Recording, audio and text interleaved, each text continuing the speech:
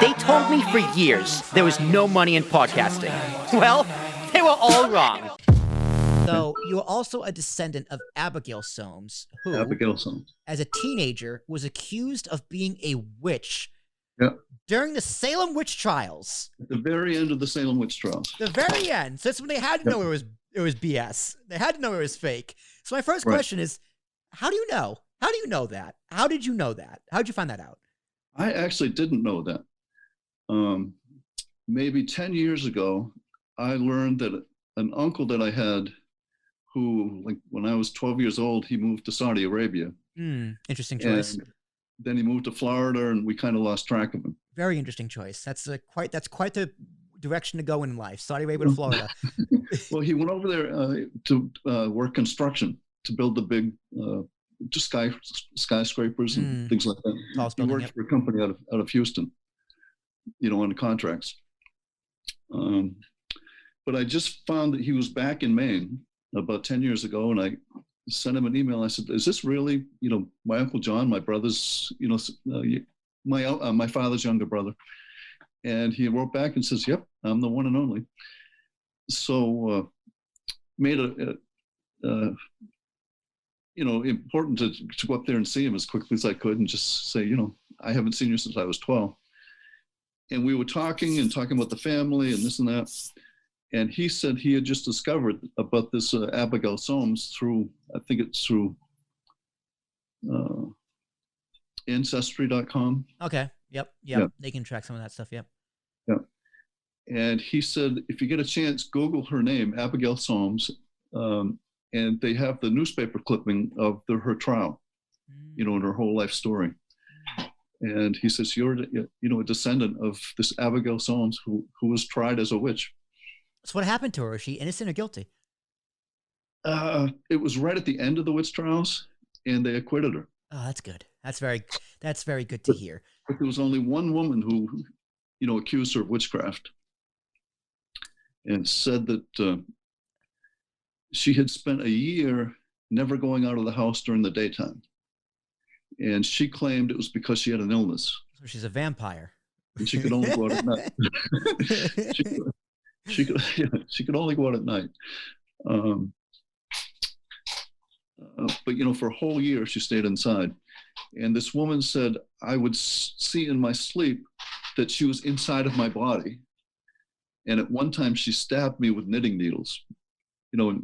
It sounded like the woman who accused her was crazier than she was. Sounds like it, for sure. Maybe she was the witch. Pardon? Maybe she was the witch. It could be. But they actually accused her of witchcraft, put her on trial, and they acquitted her. But it was right at the end of the witch trials when things were winding down. But they acquitted her of witchcraft. Well, how much do you know of the history of the Salem Witch Trials in general? Because being from Massachusetts, of course I've been there. It's a great place. It's a really crazy, weird place to be. But how much do you actually know about the whole history of the Salem Witch Trials? Quite a bit. Quite a bit. Have you heard about the theory that there was an early frost during that season? Massachusetts winters, and the mushrooms they would normally eat went bad due to the frost. And when they ate them, they turned psychedelic, and they all just lost their mind and accused everyone of being witchcraft. Have you heard about that? No, I never heard that. Never heard that? So look into that. That's pretty crazy. The theory is that they were all just tripping from the psychedelic mushrooms, and they all just thought everyone was a witch because they were just seeing things. Right. No, I never heard that. Do you believe that? Does that sound believable? That is unbelievable. No, I'd never heard that. So what do you know? Fill in some of the blanks in the history of the Salem Witch Trials. There was a woman who came from Africa named Tatuba, and she was very charismatic and got all the young girls together. And they think that she was the one who put the witchcraft into these girls' minds.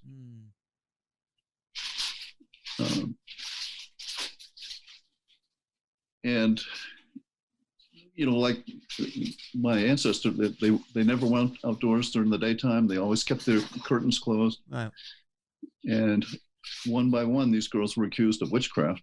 I mean, to be fair, if having magical spells. like a bunch of women in my town being accused of being witches, I wouldn't leave the house. I'm not being accused. What are you, crazy? Someone looks at you wrong, they call you a witch, and they throw you in the ocean. Yeah. Right. Well, that's what they did with the witches. Yeah. The ones who were found guilty, they took them out to sea. They're like, here's what we're going to do. We're going to tie a cinder block to your leg. We're going to throw you in the ocean. If you're a witch, you'll survive. If you're not, you'll die. That's pretty much it. It's a win-win. If you're not a witch, you'll die an honorable death. If you are a witch, we'll figure it out afterwards. That's pretty much it. Would they also burn at the stake? Was that a real thing? They burn at the stake? I don't think so. That's made up. No, that's fine. I guess it's better. Yeah, I don't think so. No. You ever been to Salem? Pardon? You ever been there to Salem? Many times, yeah. It's great. It's a beautiful place. It's the Witch City. It is the Witch City. I gotta go back there. It's definitely a place. I started in October. We're recording this in October. Yeah, I go for spooky season. But they have haunted houses. They have recreations of the witch trials. A lot of gift stores with witch things. And, do they do a village like one of those?